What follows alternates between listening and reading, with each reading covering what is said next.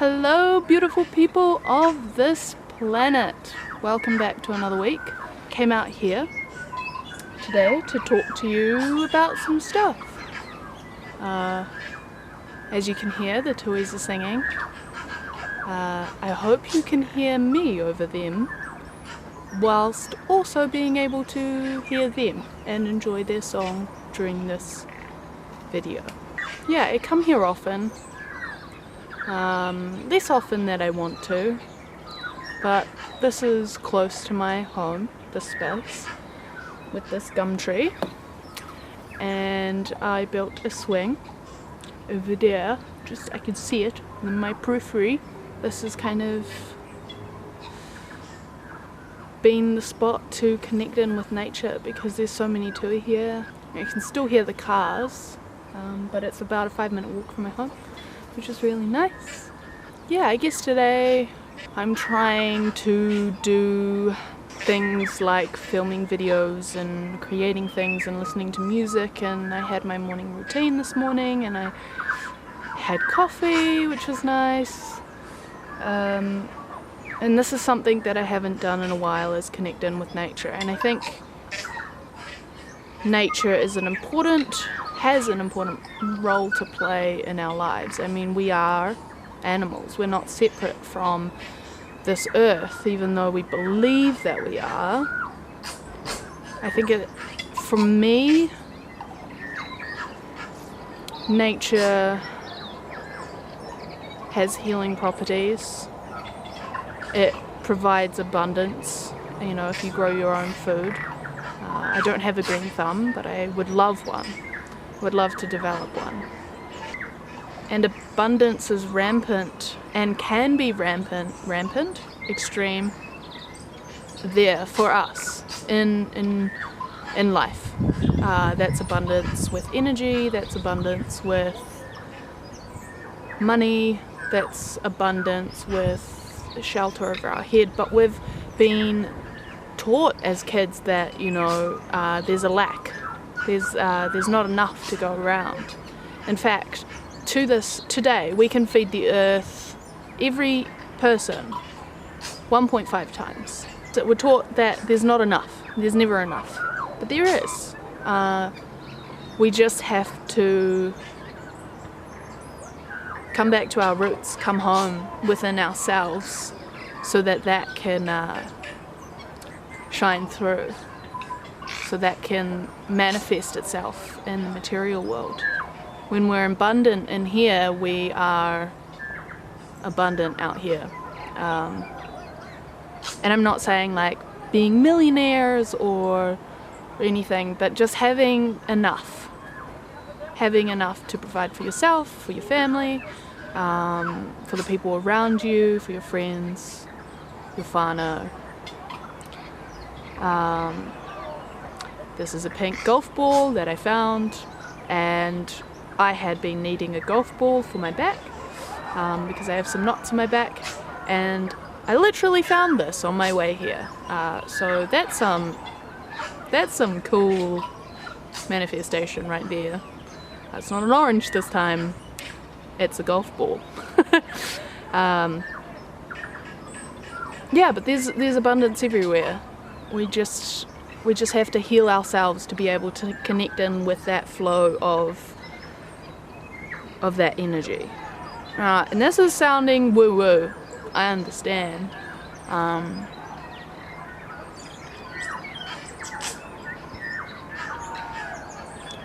But it's in my life I've seen evidence that this works, and I've seen evidence that this works in other people's lives, and it takes time to unlearn things. It takes time. That lack mindset has its claws in everything, in social media and television, and in the way that we interact with each other. And I'm not saying like, boom, you can change it. You have to work on it daily. You have to be aware of yourself. You have to be like, oh, that's a thought. Why is that thought here? Is there some part of me that is needing something? That's what, if I'm like, oh, today is shit, or I don't have enough money for food. It's like, oh, I'm hungry, I need to support my body, and I don't have energy to cook. What can I do about that? How can I, it might be like, it might even be, man, I'm going on rambles, but it might be like, for instance, I'm being too productive, or I'm doing too much and my body needs to rest, and it's saying I need food, but instead if food's not available, I can always lie down and take a break. And it's important what kind of rest we give to ourselves as well. Rest in front of a screen for me is like neutral, depending on what I'm watching. If I'm watching something like really dark, it's actually zapping my energy. If I'm watching something light, it's like it's not giving me anything, but it's not taking anything, so it's okay. And then there's other kinds of rests where I'm meditating, or like sitting in silence, sitting in nature, being here, being present with myself. Or I might be writing and being present with myself, or I might be dancing and being present with myself. And that's, I'm still doing things, but I'm resting. I'm unplugging myself from the constant, unseen noise of my brain and of my body, and actually giving it time and attention and love. If we give unto ourselves first, then we have more to give to the world, and we have more to give to our friends and the people we care about, in the ways that we want to give, in the ways that we provide. For me, it's time and giving service and listening, holding space. For others, it might be making something and giving it to them later. It might be cooking food for people that you love, etc., etc. The list goes on. We give love in many different ways. Or we might take action in many different ways in our lives. If we want to give unto ourselves, for instance, like something that we believe in, like protesting. Like, I won't protest because it's not my way of doing things, but I will give time to important issues where I can and how I can, and we have to live our lives authentically to be able to live fulfilling lives, to have abundant lives, to have the things like if 9-to-5 job isn't for you, and it is for some people, like, cool. If it isn't for you, what is for you? What's your passion? There is this thing called the worldwide internet now, where we can take action on our dreams. And yes, I am privileged. Yes, I live in a country, I keep saying this, that has great social welfare system compared to others, and I am supported with my mental health journey, and I'm supported with, it takes time to start up a business. It either takes time or it takes money, and I don't have money, so it's going to take time, and I'm being supported with that. And if I had to live at my grandparents' or my parents' place, I would. I would, to start this. I've actually thought of that, of doing that.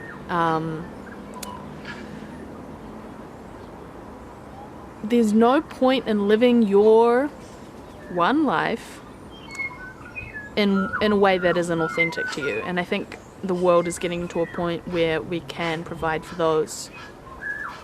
There is enough for everybody to have and to live their life how they want, when they want. There's enough. There's abundance. And tapping into that is something that I want to have in my practice, to have in my life, to be able to connect to that. And yes, it sounds woo-woo, but I'm going to live my life, and you can choose to believe that this works and try it out for yourself, or try other methods. Be logical about it. Go straight to the point and figure out which steps to take, and which order, and you can do that. You can do that. It's just not for me. And I think those people who do the logical thing, like, I admire them. I admire the crap out of them, because holy shit, is that amazing.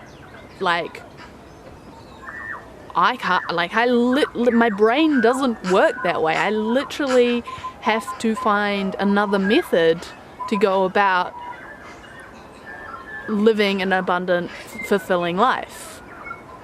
I literally can't live in certain environments because I am extremely sensitive and I get super depressed. I'm incredibly empathic and sensitive to, or high sensitivity person to other people's emotional states.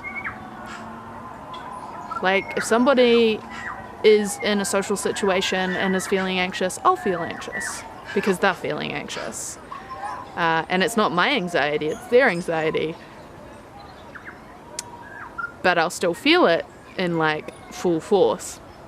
So I have to be careful and, like, do all these things and go kind of like on an unbeaten path. And I'm happy to do that. That is what gives me joy, is, like, discovering these things, being woo-woo about it, like, believing that there is more, having faith that there is more in this world to atoms and money and materials and this body and this mind and you versus me and all that. There's more, because I feel there is more. I know there is more. I have the sense that there's more. No, you don't have to believe it. That's cool. Like, you do you, boo. But this is what gets me through. And this is what makes me happy, so I'm going to keep doing it. And yeah, maybe 2, 3, 4, 10, 60 years down the line, I might have different beliefs. Sure, belief systems change. But I think there's going to be this essential nature, this is essential essence of this core in my life, focused on love, healing, growing. There was another thing that I thought of this morning, probably pop up later. But those, core essential things, I am passionate to provide and hold space for people and go against the grain, be different, be me, be authentic. And I hope whatever you do in your life, that you're able to be authentic and that you're able to be you and that you're able to live a fulfilling, abundant, happy life. And sure, yes, there's going to be tough times. My point of view is, a seed is planted in the ground and it is dark and it is cold, but that is where it gains its nutrients before it rises to the surface, before it sees the light, before it can photosynthesize. The light is great, but the dark is important, as important as the light. And to integrate both of those, to find balance in action versus rest and nurture, balance from the feminine to the masculine, balance from the sun to the moon to the new moon to the full moon, yin yang balance. And it doesn't have to be as frightening as walking on a tightrope. It doesn't have to be as scary, even though it might feel that way when you're starting off. Might be confusing, might be tempting to step off, to go full one side versus the other. But balance is where we find love. Balance, the middle ground, you know, the oneness of balance. This is an important part of my life. Following the flow of life and where it will take me, but also taking action when I come to situations and actively trying to create something in my life. And finding the balance between those two things. Alright, I've talked on long enough. I'm gonna go swing. I hope you enjoy the rest of your week. Happy Tuesday, happy Wednesday, happy whatever day you are watching this. And I'll see you around. Bye.